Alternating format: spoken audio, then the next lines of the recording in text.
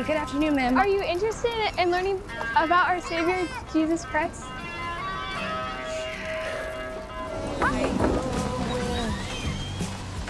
Are you interested in learning more about the Church of Jesus Christ? Come on in.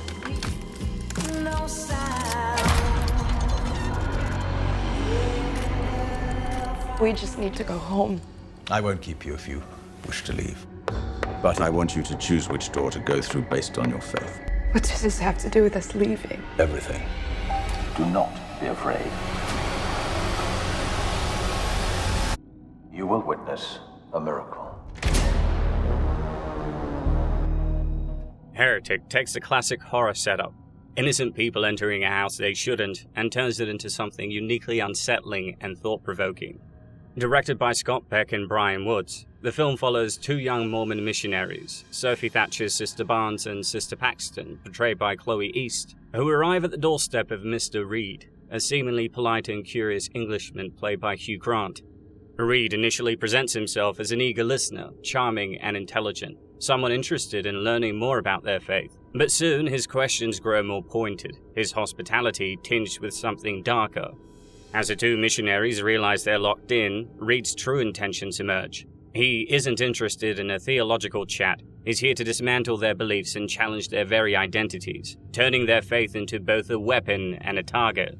What begins as a seemingly safe encounter quickly spirals into a nightmarish mental, physical, and spiritual ordeal, forcing Barnes and Paxton to confront their own convictions, fears, and doubts in a twisted game of faith and survival.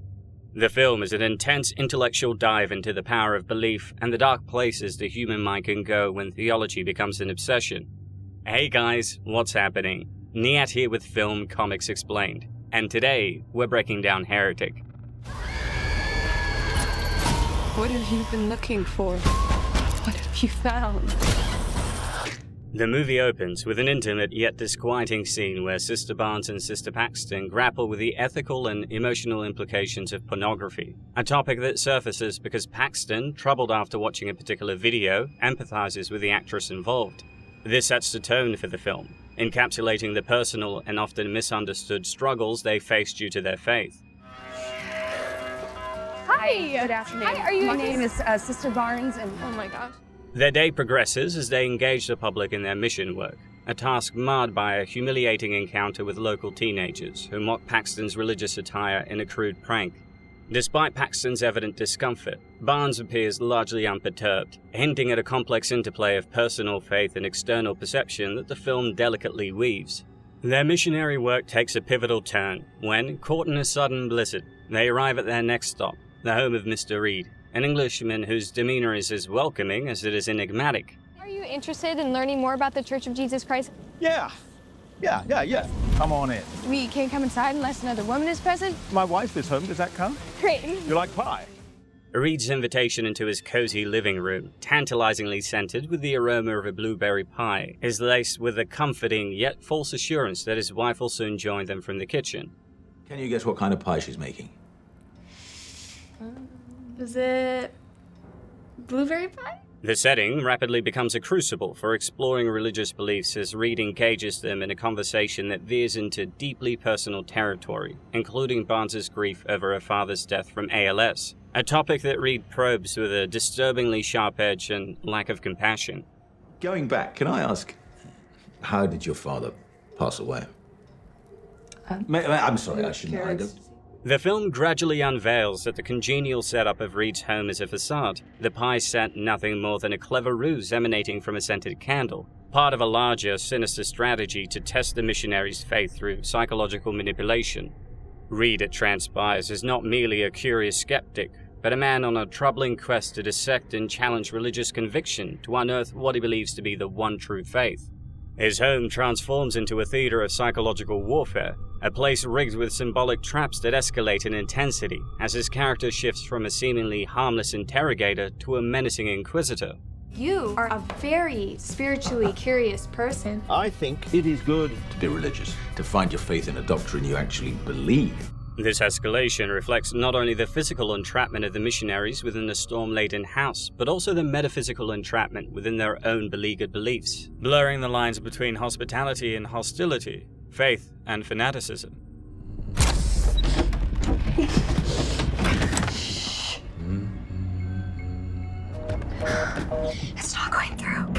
do you think he wants? I think that we're being studied.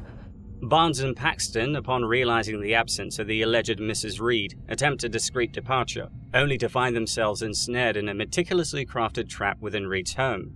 The initial realization hits when the front door stubbornly refuses to open, locked on a timer, and their cell phones betray them with no signal. Well, ladies, I think it is time. Time for what? Time for enlightenment. Their predicament deepens as they navigate toward the back of the house, confronting Reed in his study, surrounded by an expansive library that seems less a refuge of knowledge than a component of his elaborate psychological game. Welcome. We need to return to the church. Sophie, Thatcher's sister Barnes, emerges as a particularly formidable opponent to Reed. Her worldly experience and inherent skepticism make her resistant to his manipulations, allowing her to spar intellectually with Reed. On the other hand, Chloe East's sister Paxton represents a purer form of faith, her initial naivete giving way to a more nuanced understanding and resilience as she confronts the harsh realities posed by his challenges. We just need to go home. I won't keep you if you wish to leave. But I want you to choose which door to go through based on your faith. If you aren't ready to leave, you'll have to exit through the back of my house. Explaining the front door is locked and they must navigate through the back, Reed, wielding his control with unsettling calm, presents the missionaries with a deceptive choice between two doors, labeled belief and disbelief. The choice is emblematic of the film's deeper philosophical inquiry. Is religious faith genuinely enlightening, or is it merely another form of existential bondage? So which door? It's a simple choice, but it should not be made simply. Belief or disbelief. What does this have to do with us leaving? Everything. Their decision is critical, representing not only their immediate physical fate, but also the philosophical stance they choose to embrace. This moment is punctuated by Reed revealing what initially appears to be a threatening object, only to turn out to be an innocuous original Monopoly board game. He seizes the moment to delve into a lecture on the game's origins from the Landlord's game, drawing a parallel to the evolution of religious beliefs as being iterations. This little gallery depicts 12 gods who were born on December the 25th, all of whom predate the existence of Jesus. Reed then challenges the missionaries' awareness of cultural and spiritual derivatives by referencing the song The Air That I Breathe by the Hollies, which they unknowingly recognize in its reincarnation as Radiohead's Creep. Through this, Reed articulates his conviction that all religions are but flawed derivatives of a singular true faith. I am sorry, but it is impossible to ignore the influence of one narrative upon another. Grant's Reed blends intellectual arrogance with a chilling control, using his extensive knowledge of religion not to enlighten, but to dominate. His charm transforms into a sharp-edged tool, turning religious tenets into traps and philosophical questions into weapons. This is where Grant shines, demonstrating just how unnerving his performance can be as he transitions from polite curiosity to something profoundly malevolent. What happens if we choose the wrong door? The only way out is through. Is this the game? High five.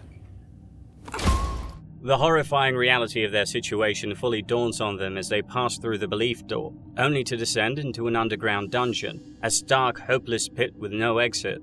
It's here that Sister Barnes confronts their captor with defiance, challenging Reed's twisted theology, while Paxton, overwhelmed, watches on.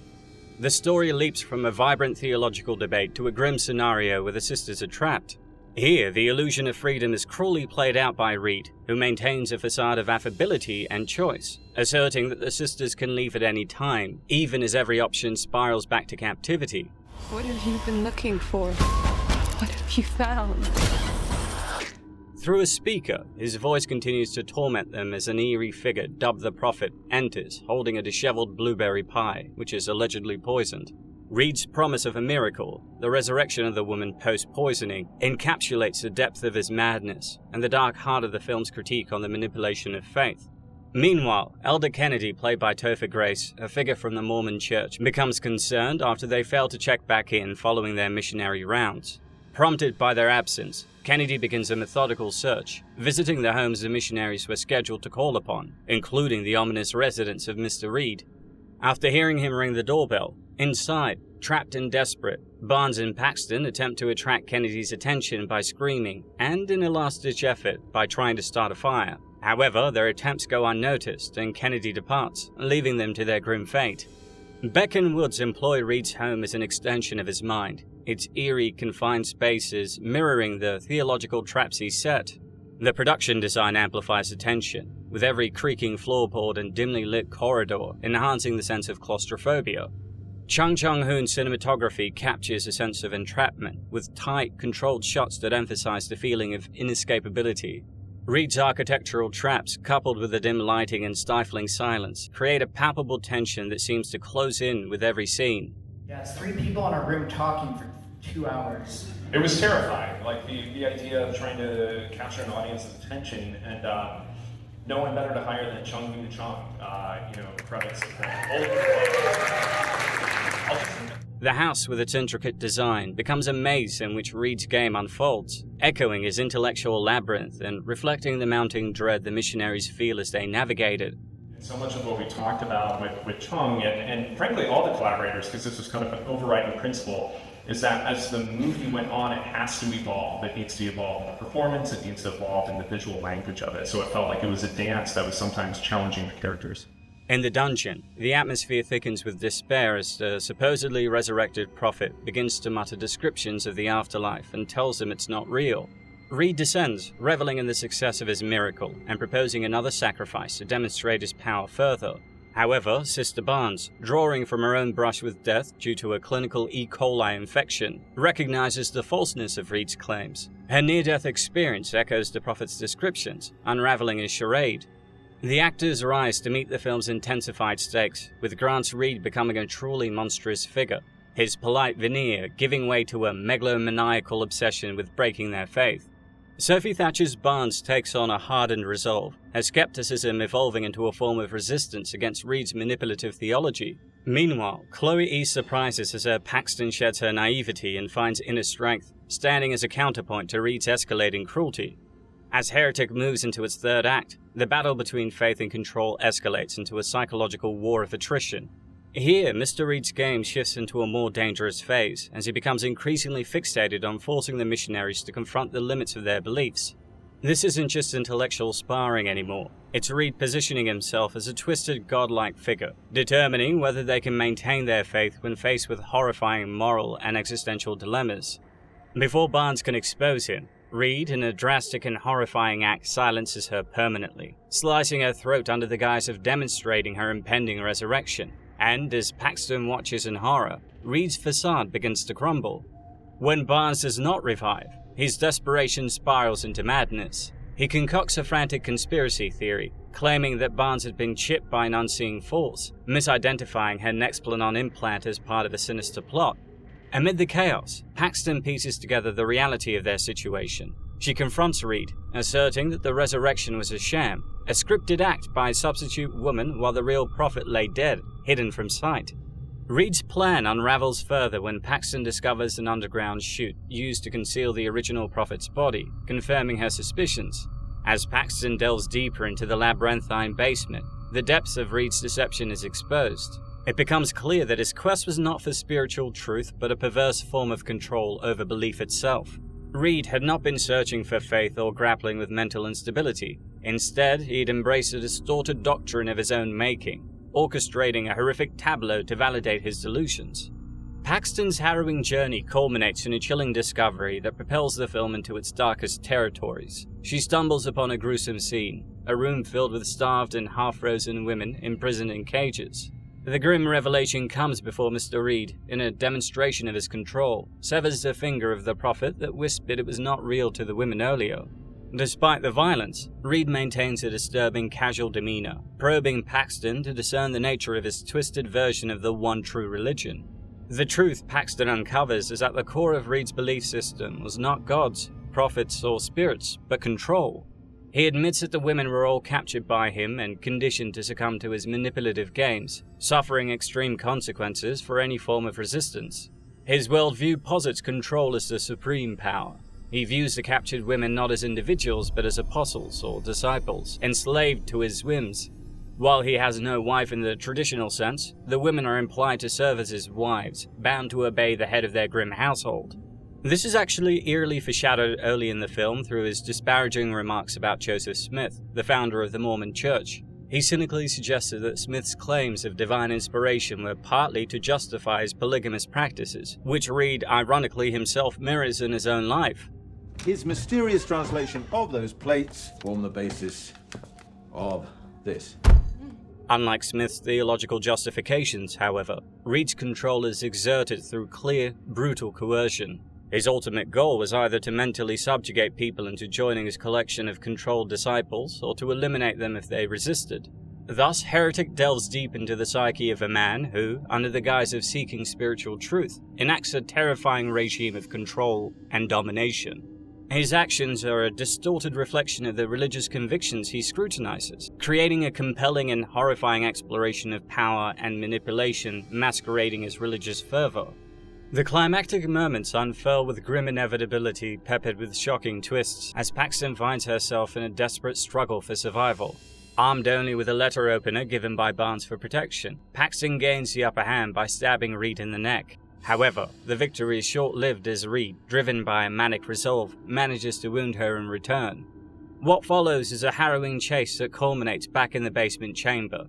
As both bleed out, Reed, in a cruel twist of irony, urges Paxton to pray for them, to which she responds with skepticism about the efficacy of prayer, deeming it merely as an act of kindness. She begins to pray nonetheless as Reed crawls towards her, intent on delivering a fatal blow. Despite Reed's brutal attempts to dominate and dehumanize, Paxton retains her compassion, manifesting her faith through prayer for her tormentor. Just when it seems that Reed will win, an unexpected ally emerges. Sister Barnes, previously thought dead, rises with the last remnants of her strength and intervenes, delivering a fatal strike to Reed with a makeshift weapon before dying herself. As dawn breaks, marking the end of the storm and Reed's tyranny, Paxton discovers a vent leading outside. A butterfly then lands on her hand, only to vanish as she looks away, a metaphorical echo of her earlier conversations with Barnes about wanting to be reincarnated as a butterfly. Paxton's survival not only assures the rescue of the other imprisoned women, but also signifies her spiritual resilience, underscoring a profound victory, Paxton's unbroken spirit and the moral triumph of faith over nihilism. Have you seen any signs of your father since he passed? Has he tried to communicate from the other side? No. That's strange.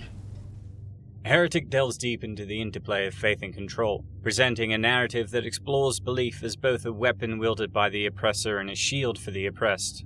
The film presents faith as a dual-edged sword. For Mr. Reed, it's a tool to assert dominance and test his chilling hypothesis that control is the one true religion, the ultimate means of bending wills and shaping destinies. On the other hand, for Sister Barnes and Sister Paxton, faith is a bastion of resilience, a core part of their identity that, despite Reed's manipulations, remains unshaken. Throughout the film, Reed embodies the archetype of a malevolent intellectual, using his profound understanding of religious devotion to challenge and dismantle the beliefs of the devout missionaries. His goal is sinister yet profoundly misguided. He aims to prove the non-existence of God, asserting that his own intellectual superiority can override any spiritual conviction. Casting Mr. Reed was the hardest challenge. We kept coming back to Hugh. There's a disarming quality that he really gives the audience. Is this a good guy? Is he a smart guy? You want to keep listening to him. I think it is time. Time for what? Time for enlightenment. According to the co-creator, Bryan Woods, Reed's life's work has been to validate his beliefs that all religions are merely elaborate systems of control. This particular night with the missionaries was supposed to be another experiment, likely to end with nothing more than awkward conversation and a polite farewell. Yet as the evening unfolded, Reed became increasingly threatened by Sister Barnes' sharp intellect, which he initially finds exhilarating. However, her intelligence soon posed a threat to his control, pushing him to drastic actions. The climax vividly illustrates the consequences of Reed's obsession with control. Barnes, who is supposedly killed, returns in a critical moment to save Paxton, highlighting the strength and protective nature of their shared faith. This act of salvation, coupled with the poignant symbol of a butterfly at the film's conclusion, suggests a spiritual vindication of their steadfast beliefs.